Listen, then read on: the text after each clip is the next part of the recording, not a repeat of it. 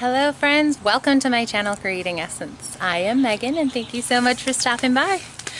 Give you a little update on the girls in their chicken tractor. In case you don't follow us on Instagram, this is the official name of the chicken tractor. The Chicks Chalet. Kind of a little play on words there. The name was a suggestion from my friend Laura, who is a follower of our channel and over on Instagram. She gave us that suggestion as well as a few others, and we just thought it was hilarious. The girls are doing awesome. They love their chicken tractor. They are getting so big, and it has really simplified chores, and they're growing fast and loving it. Hey girls, get back inside. Oh boy, fresh clovers. Go on. So the chickens are really getting to know us and get quite friendly in a good way. In case you didn't guess from my super awesome, enormous gardening hat, I'm heading out in the garden today. I wanted to show you all what's been going on with our garden. Honestly, this year's garden has been underwhelming at best. The weather this year has been really not great for gardening. We had really late snow. Usually our snow is in January or maybe February. We had snow in April. And I had hoped that we would then have a slower summer coming on, so we would actually get a spring. Nope. Usually I have my garden planted the first or second week of April, completely in, everything growing. And I still don't even have half of it in, and it's almost June. The things that are here in these first rows, I have had to plant multiple times because another wave of crappy weather will come and kill everything. So I'm not sure what this year's garden is going to be. The one thing that is doing awesome is the potatoes. That furthest row toward the fence are yellow potatoes. Those are just organic yellow potatoes that we bought from the store, and they grew eyes in our cupboard. So we decided to plant them. Then after we planted those, I said, hey, let's turn this corner into potatoes. So this next row next to them is purple potatoes that we bought, just some little organic purple seed potatoes from the grocery store. Here we have peppers. There's tomato and basil in this 2-wide row here, scattered throughout. Some are doing well, some are really struggling. I have no idea what's making the difference. In this row, I had spinach. It died. I replanted. It died. I replanted a third time, and it was growing, and it has since stopped because it's just gotten so hot. I have done 3 plantings of spinach and not gotten a single leaf. The one thing that is doing all right is a little bit of our Swiss chard there. We have oregano there, and our catnip. That catnip even survived the winter last year, and yet the last week of flooding we had, most of my plants have root rot and are dying like that, and part of that. And you can see that has it a little bit. I have cucumbers and nasturtium in these hills there. I have 1 cucumber plant that survived, and we have 3 little nasturtium. Kale. This is my 3rd planting of kale, and we have a little bit of it growing. Peas. It's really quite too late for peas, but they're just finally starting to grow. Same with the radishes. What didn't rot in the ground is finally starting to grow. So, I don't know. We'll see if they bolt before they produce. That's broccoli. There's a whole bunch of broccoli in here. They should have produced by now. Instead, they've just been struggling to live. We do have, I've been dealing with ants and slugs. We took care of them naturally, but most of the battle's been the weather. That tomato died, tomato there, and there are really struggling. Tomato there is doing great, and that one over there is doing great. It's been impossible to tell what is going to live or not. We lost a few cotton to root rot, but we do have those two there. Our poppies are fighting the root rot, but they are trying. As you can see, we're getting one bud right here. It's trying to come out. Our elderberry's doing great.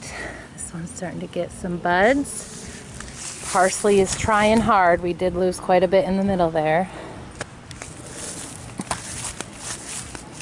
Got garlic chives.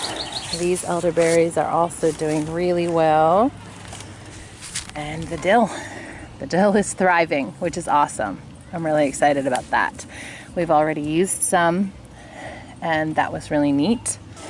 This apple tree has the cedar rust again, just like last year. I don't know of any trees around here that would be spreading that, but it's not something I've figured out yet. So if you know a remedy or how to deal with that, I would love to hear it. My time hop has been telling me that for the last month, the last 2 years, we've been getting all sorts of harvests of things like herbs and lots of basil, and our first cherry tomatoes this past week, and radishes, turnips, greens of all kinds. And so far this year, I got a handful of dill last week. With the amount of work that I put into all of this, it's really, really frustrating. But there's really nothing that can be done about it, because the weather is what it is, and I can't make stuff grow in the snow. I can't make stuff not root rot. And I also can't make it grow in the scorching sun. One thing that has done pretty well, the rot got a little bit of, but our strawberries. These are the strawberries we planted last year. We've been getting so many good ones. I have to send the kids out to pick for today. We've been getting about a cereal bowl full every day. Nice mounded up cereal bowl that the kids have been enjoying with their breakfasts. So that's been really neat. But now I'm going to put in the rest of the garden today, hopefully. That is my goal. It is Memorial Day weekend. Got my ice cold brew in hand. And I'm gonna go plot out what's next. We have a whole bunch of volunteer squash coming in from what we put on to compost over the winter. I don't know why. The things I've been planting aren't growing. The volunteer things, immense growth. Everything else we've put in the ground has just rotted. So, hopefully our beans can stand a chance that I'm gonna plant today. I think given that this is technically 2.5 months in to our garden season here, I just need to accept that this garden season is going to be different, because that's what the weather handed us. And I told my husband I'm going to really devote a lot of time and energy into a robust fall garden, because at this point that's our only option, because almost nothing from the spring garden in our 1,500 square foot garden has grown. So, to the beans.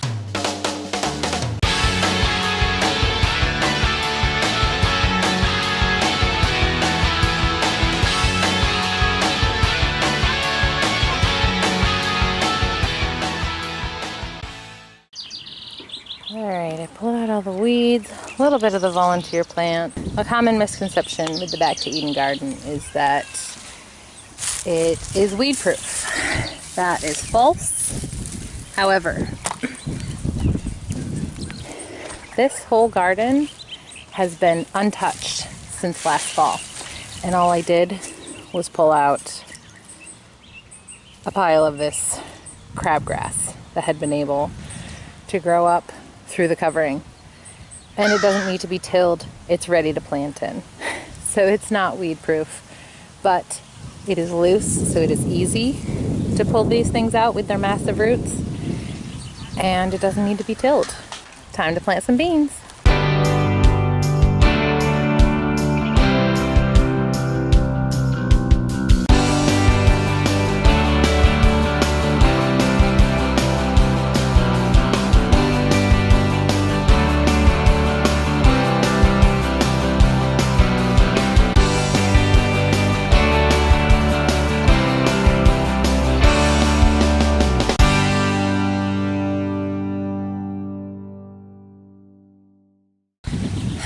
The garden is officially planted. Everything that I can possibly plant is in. And that's a relief. A little bit, I don't know, I'm cringing inside. I'm really, really grateful to have finally gotten it all in. But I mean, today's May 26th. I usually have my whole garden in by April 14th. And the problem with getting stuff in late here is that it is so hot. There are days where it gets up to 110 sustained for a couple of hours. So it's a hot summer, and even in the Back to Eden garden, if the plants don't have a chance to really get a firm root before the real scorching days come, they don't really stand a chance. They just die. So here's to hoping that I did enough. We have a storm moving in up there. We're supposed to get some rain tonight, so I only watered a couple of things. I'm kind of scared of adding too much water and getting more rot in the ground. So let me give you a look at what I got planted. I got these raised beds taken care of. That's our lavender from last year. It came back. I've left it. I really need to get that transplanted to a permanent spot because that pot is not going to work forever. That's some time. We started from seed. We tried daikon there, and it just, yeah, no, daikon isn't good for us here. In here, I put red cosmic carrots from Baker Creek Seed. Carrots haven't really done well in our earth garden because of our clay soil, so I decided to try them in our raised bed this year. And the earth garden, I did a fair bit of weeding. I planted a couple of pepper transplants over here where Brussels sprout seedlings had died. I put in that hill and that hill some more cucumber seeds. In between each of the pepper plants, I put some marigold seeds in the ground. I put a little bit there too because I didn't have enough basil seedlings to go through the end. Did some weeding in the peas over there. These 3 rows here, well, the first 2 are completely beans. This first one and half of the second one are green provider bush beans. This one, the rest of the half is Royal Burgundy purple beans. That third row, about half of it is more of the Royal Burgundy purple beans. Let's get down here. These are Ella's purple zinnia. She loves zinnia, and we found purple this year. Right, starting here to the taller white stick, I put my cilantro in the ground. Down here, I put in more nasturtium and cucumber. Gonna leave this empty so the vines can fill it up. That is one of my rosemary seedlings I started from seed. And through here, I just put in my seedlings that have been struggling to thrive. We have lunchbox peppers and tumbler cherry tomatoes. That's the one pole bean that has lived. I decided to honor it and let it grow. But the rest in here are all lunchbox peppers or tumbler cherry tomatoes that have not been doing well in the pots no matter what I do. So I decided put them in the ground in a big heap of compost.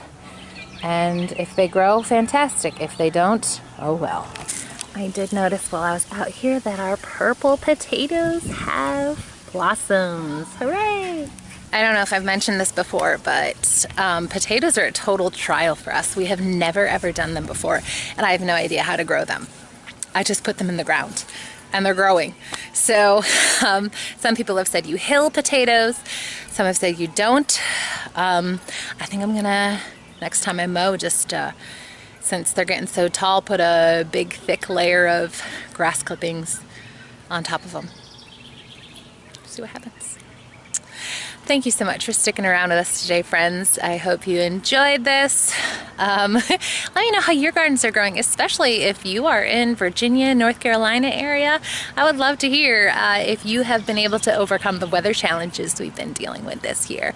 But wherever you are, I would love to hear what is going on with your gardens. Even if all you have is a pepper plant on your porch, I want to hear about it. So tell me in the comments below. If you like this video, please give us a thumbs up. And if you haven't already and you want to hang out and see more, subscribe to our channel so you'll get a little notification every time we put up something new. Bye-bye, friends.